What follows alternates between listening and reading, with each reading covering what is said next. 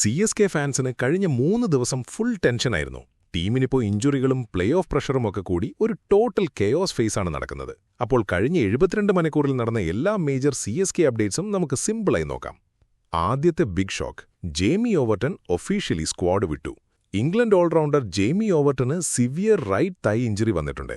May 13-ന് CSK officially confirm ചെയ്തു. Jamie Overton advance ട്രീറ്റ്മെന്റിനു വേണ്ടി UK-ലേക്ക് തിരിച്ചു പോവുകയാണ്. ഇത് CSKയ്ക്ക് വലിയ സെറ്റ്ബാക്കാണ് കേട്ടോ. ജേമി ഓവർട്ടൺ ഈ സീസണിൽ ടീമിന്റെ സെക്കൻഡ് ഹയസ്റ്റ് വിക്കറ്റ് ടേക്കറായിരുന്നു.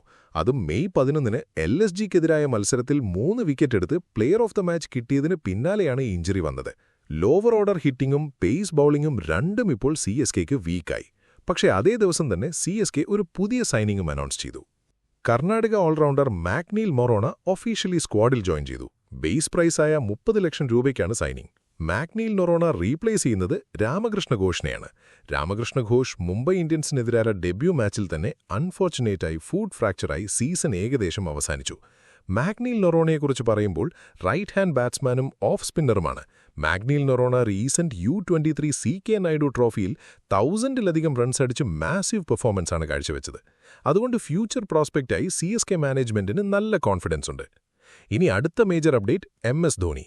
കഴിഞ്ഞ 2 ദിവസമായി ധോണി ലക്നൌവിലേക്ക് ടീമിനൊപ്പം ട്രാവൽ ചെയ്യുമെന്ന് റൂമേഴ്സ് ഉണ്ടായിരുന്നു. കാഫ് സ്ട്രെയിൻ ഇംപ്രൂവ് ചെയ്യുന്നു എന്നൊക്കെ റിപ്പോർട്ടുകളും വന്നു. പക്ഷേ ഇപ്പോൾ ഒഫീഷ്യൽ കൺഫർമേഷൻ വന്നിട്ടുണ്ട്. MS ധോണി ഫ്ലൈറ്റ് കയറിയിട്ടില്ല.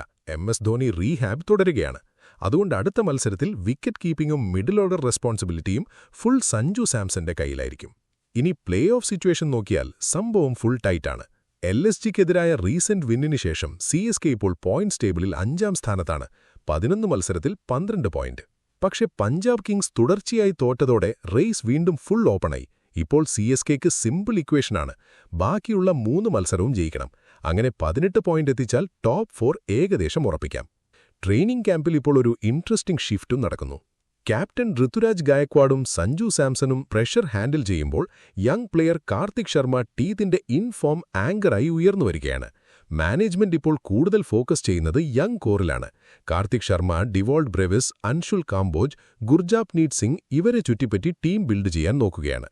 പ്രത്യേകിച്ച് ജേമി ഓവർട്ടൺ അഭാവം കമ്പൻസേറ്റ് ചെയ്യാൻ. അപ്പോൾ ഗൈസ്, നിങ്ങൾക്ക് തോന്നുന്നതെന്താണ്? CSK പ്ലേ ഓഫിൽ കയറുമോ? അതോ ജേമി ഓവർട്ടൺ അഭാവം വലിയ ഇമ്പാക്റ്റ് ആവുമോ? കമന്റ് ചെയ്ത് പറയണേ. വീഡിയോ ഇഷ്ടപ്പെട്ടെങ്കിൽ ലൈക്കും സബ്സ്ക്രൈബും മറക്കല്ലേ.